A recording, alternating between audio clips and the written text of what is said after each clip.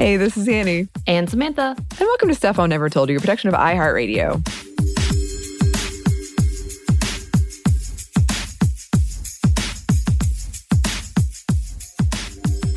Anney, I know we've been working from home for like 2 years almost, I think, but I still can't get it together. As you just witnessed, you're about to do the intro and I'm trying to get to the desk because I realize how far away I am. Yeah. And because I'm wearing a comfy, everything is extra bulky. I have knocked off 3 things already in the past hour and a half. And for one of those hours, I was just sitting at this table, so at my work desk. Yes. Again, not a sponsor, but we do I love them. it.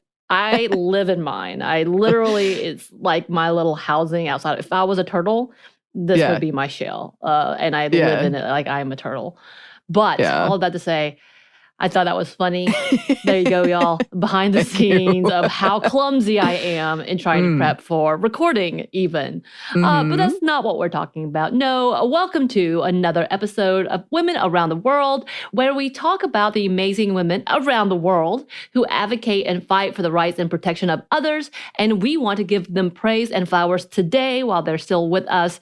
And this is kind of what we wanted to do with this specific segment, just as a reminder.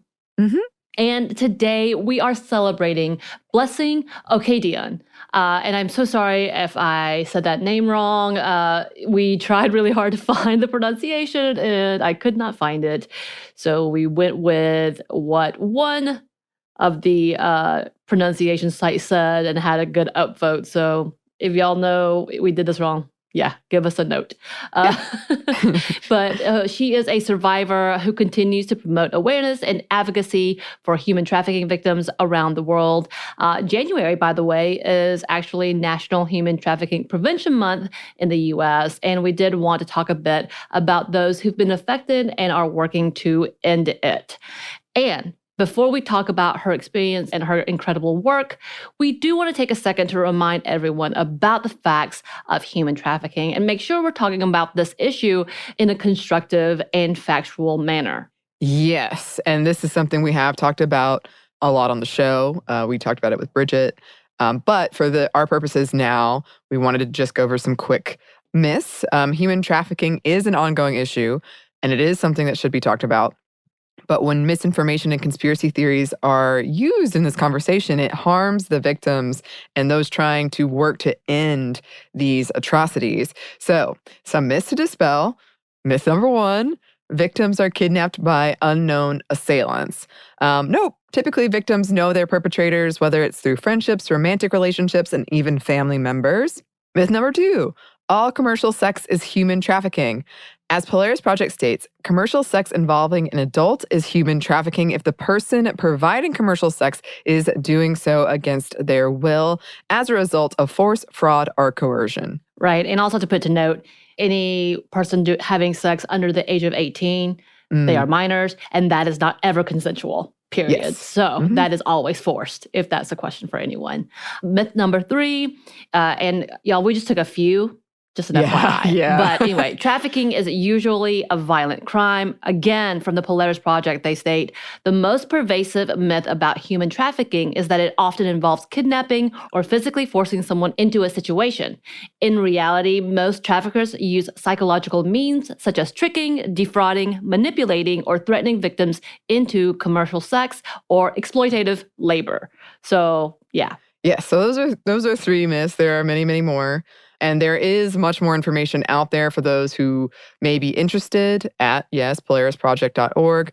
But also as a reminder, many of the victims and survivors are more vulnerable and are placed at higher risk, such as those involved in child welfare systems, runaway or homeless folks, maybe in a migrant or relocation situation, and other at-risk populations. All right, with that out of the way. Yes. Back to Blessing Okoedion, a Nigerian graduate with a degree in computer science who was ready to start her career and was looking for her dream job. At the time, when she met someone who promised her an opportunity in Italy within the tech world, and then when she arrived in Spain on her way to Italy, she found out that she had been manipulated by someone who lied to force her to work off a debt she hadn't agreed to. Right. She was soon forced into prostitution, and though she was afraid and uncertain of the new country, and there were so many things that she was not sure what was happening, a few days later, she went to the police for help. So she had the courage to actually leave and report it. And after waiting a while to find someone to translate for her, because obviously there was a lack of communication skills, neither one of them spoke the language in order to communicate, she was able to be relocated to a shelter in Caserta called Casa Ruth. This is the shelter she was placed at, which specifically helps trafficking victims and survivors. And it was founded by Sister Rita Gierta, and the shelter has been a resource and home for survivors for over 20 years. And Blessing has been an advocate with the shelter since then to bring awareness for so many unsuspecting people. She's been traveling around the world speaking of her experience and advocating for other survivors. She has also continued working with her home country to educate other women and at-risk people with the tactics that people may be using to manipulate and trick into similar situations like what she went through. Yeah, and she helps survivors seeking to go back home. She has accompanied survivors on their trip to return home through the Italian organization of Slaves No More, which helps survivors reintegrate into society. She spoke about her experience working with former victims with these organizations. Quote, "We start building confidence, then many of them start to open up, tell us everything, their fears, everything. Then we start counseling. There are some who, when we approach them, immediately tell us, I want to quit this job. I was not told about this. I just need somebody to help me. Then we rescue them immediately." Right. And just a reminder of many other things. One of the conversations that we've had previously about trafficking and what it looks like, that oftentimes the victims don't want to get out of it, don't know how to get out of it, and truly believe that this is their choice. And this is what she specifically talked about when they say, no, this was not my choice.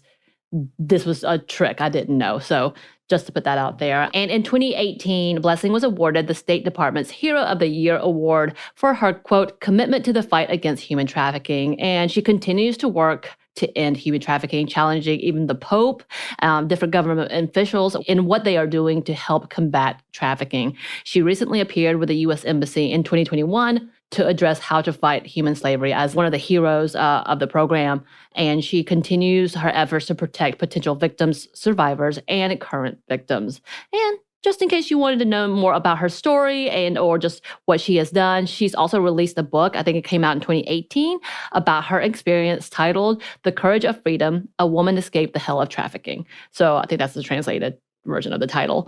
But if you want to hear more of her stories and what she has experienced, it's available for reading. I think I found it on Amazon as well. But yeah, her story is incredible and her fight obviously is incredible. And we do want to talk about the fact that this situation does happen and happens a lot and is still prevalent to this day. It's happening in the US, it happens everywhere, and it's something that we should recognize and work to combat. Yeah, absolutely. I'm glad that there are folks like this doing this work and bringing attention to it and trying to correct these myths that have been so pervasive. And yeah, I think we really need to find somewhere we can post a list of our books. Yeah, we should. From book clubs and also the books from people we talk about in Women Around the World. There's so much. There is so much. Or documentary or we need to have just like a festival of it, something. Oh my gosh, that would be so cool. A Minty Fest. Oh, okay. That's for another day to figure out. But listeners, if you got any ideas about that. Now we're going to be thinking about it.